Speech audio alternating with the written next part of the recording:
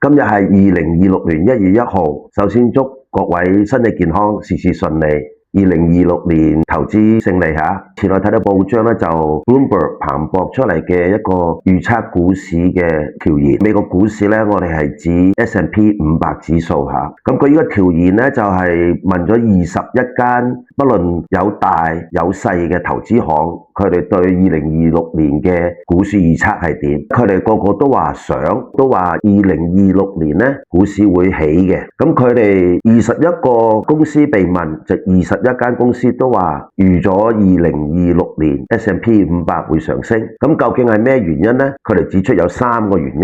第一咧就係經濟增長，以前我嘅前輩都有提過噶啦，因為而家你啲科技 AI 公司咧，抌以數千萬億萬嘅投資嚟建立好多數據中心，所以咧佢哋預咗經濟咧就會發展起嚟，有增長。第二咧，佢哋覺得通貨膨脹咧應該可能有舒緩甚至降落嘅機會，所以咧佢哋都係講通貨膨脹唔使擔心啦，唔會有呢個因素。咁第三咧就係佢哋覺得上市公司嘅盈利增長會係非常之好。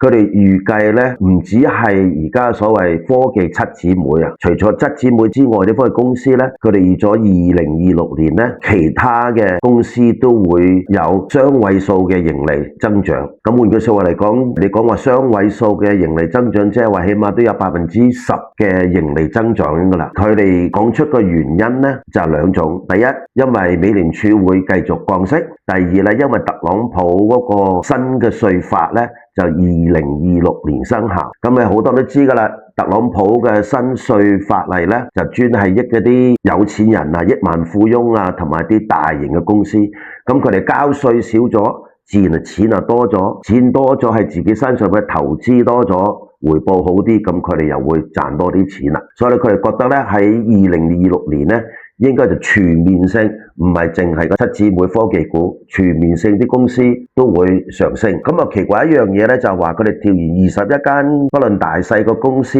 係冇一間話佢會跌2026年。點解咁講呢？因為佢哋講話係早1-2年，即係2024年、2025年呢，就算你大部分話升，可能都有1-2間公司話佢會跌嘅。但係呢，因為呢2年呢，股市咧已經一續咁樣升嘅話，呢啲預測佢跌嗰啲人呢，都唔敢再出聲啦，都唔認為佢會跌啦。記住喎，如果2026年佢再升多1年嘅話呢，即係話連續4年上升咯。S&P 係連續4年上升。如果係咁嘅話呢，係最近呢20年之中呢，係第一次連續4年上升。如果佢哋嘅預測係實現得到嘅話，咁但係咧有一個點咧，一定要同大家指出一樣嘢，喺佢哋嘅平均21間公司嘅投行調研出嚟咧，平均嘅上升咧只不過係大約10%，即係換句說話嚟講，如果你聽日1月2號買 S&P 500嘅指數，到今年年尾嘅10月31號個分別係大約10%。當然中間有上有落，可能會有回調唔定啊，因為又有新嘅美聯儲主席5月啊，11月又美國中期選舉啊，咁好多呢啲因素之中，排除啲因素，中間啲上落嘅話，佢哋覺得都有平均大約有10%嘅上升。但係我就希望大